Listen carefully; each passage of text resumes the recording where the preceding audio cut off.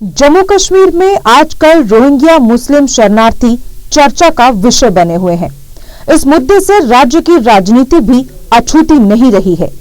कोई राजनीतिक दल इन रोहिंग्या मुस्लिमों को राज्य में बसाने की बात करता है तो दूसरा दल इन्हें राज्य के लिए खतरा बताता है। आखिर ये रोहिंग्या मुस्लिम शरणार्थी हैं कौन? रोहिंग्या मुस्लिम बर्मा, जो अब म्यांमार कहलाता है, में रहने वाला एक समुदाय है जिसका अपने ही देश में इसलिए बहिष्कार किया गया क्योंकि कथित रूप से उन्होंने देश विरोधी गतिविधियों में हिस्सा लिया था। इसके पश्चात वहां इनका व्यापक संहार किया गया। रोहिंग्याओं के कत्लेआम के बाद बचे खुचे रोहिंग्याओं ने वहां से पलायन कर बांग्लादेश में शरण ली, लेकिन बांग्लादेशी सरकार ने भी इन्हें ज्यादा देर नहीं रखा और वापस बर्मा भेजने लगी। इसकी पुष्टि बांग्लादेश की प्रधानमंत्री शेख हसीना के इस साक्षात्कार से होती है। Up to their government, so you should put pressure or you should talk to the Myanmar government, not to Bangladesh. It is not the Bangladesh people's responsibility, right? Bangladesh is already an overpopulated country. We cannot bear this burden.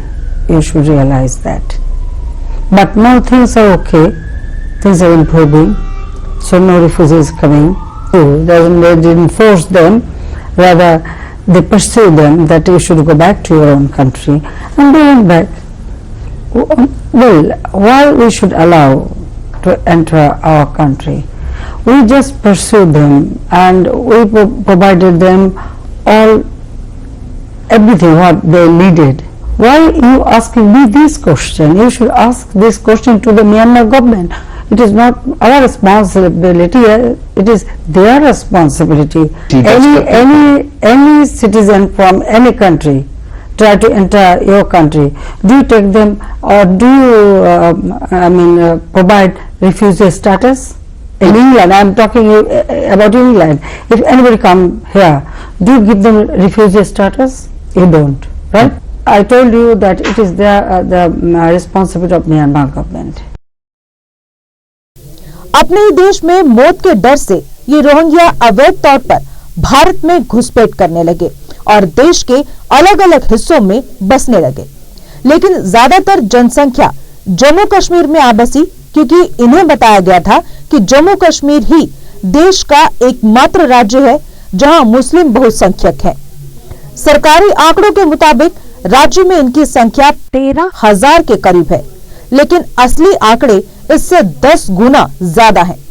Jammu और इसके आसपास के इलाकों में ये शरणार्थी दिहाड़ीदारों का काम करते हैं और कुछ एक निजी कंपनियों में भी लगे हुए हैं। बांग्लादेश के रहा 1 महीना 2 महीना मैंने मुझे रहा था इधर, खाने पीने के लिए मुश्किल।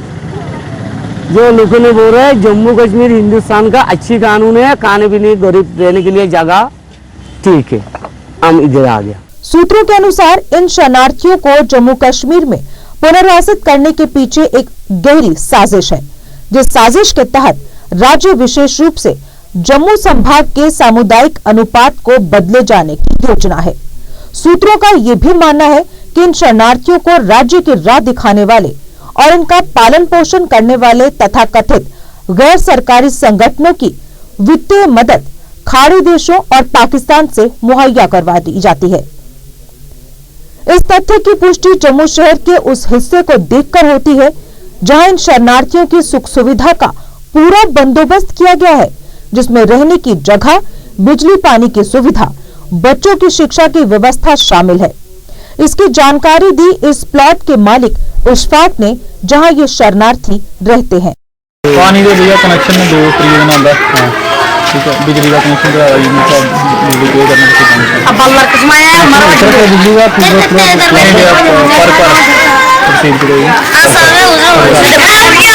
तो फिक्स जो निकलेगा पर मंथ का वो सर जी टेंपरेचर पानी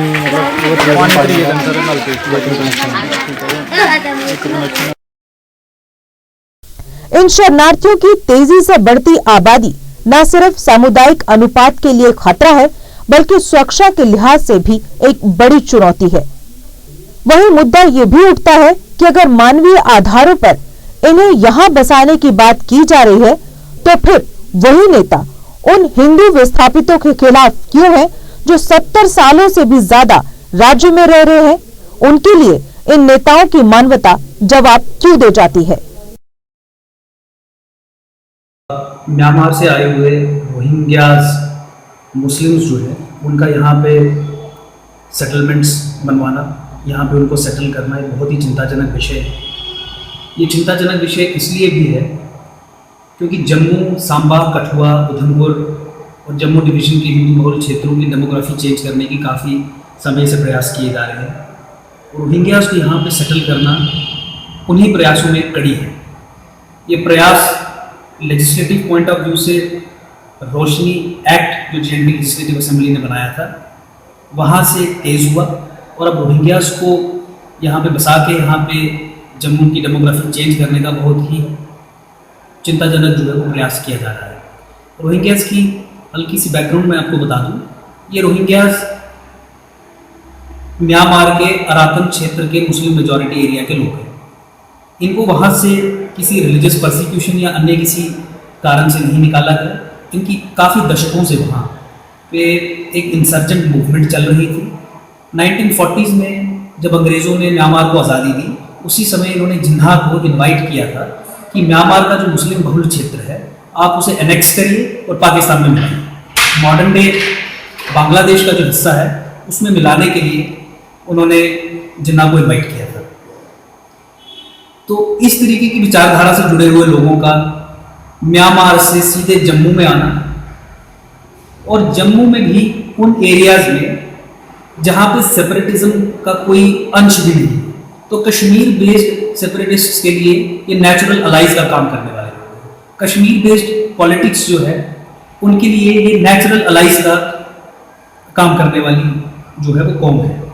इसीलिए ये जम्मू के लोगों के सर्वाइवल का इशू है। इन लोगों की क्रिमिनल बैकग्राउंड भी है, क्रिमिनल हिस्ट्री भी है और इन लोगों की ऑर्गेनाइजेशनल सपोर्ट जो है वो टेररिस्ट ऑर्गेनाइजेशन इनकी सपोर्ट करते हैं। इनकी रोहिंग्या सॉलिडेरिटी फ्रंट या रोहिंग्या सॉलिडेरिटी ऑर्गेनाइजेशन जो इंसर्जेंट ग्रुप म्यांमार में बहुत एक्टिव है, जो वहाँ की आर्मी के साथ लड़ता है, उन लोगों की अवाउड सपोर्ट जो है वो अलकायदा, तालिबान और उस तरीके के टेररिस्ट संगठनों से है जिनका डिक्लेयर्ड ऑब्जेक्टिव हिंदुस्तान पे इस्लाम का झंडा फहराना है। रोहिंग्यास को एक रिफ्यूजी का स्टेटस दिया गया है यूएन की तरफ से, तो जो एक अंतर्राष्ट्रीय कानून है, इंटरनेशनल लॉ क्या कहता है रिफ्यूजीज के बारे में?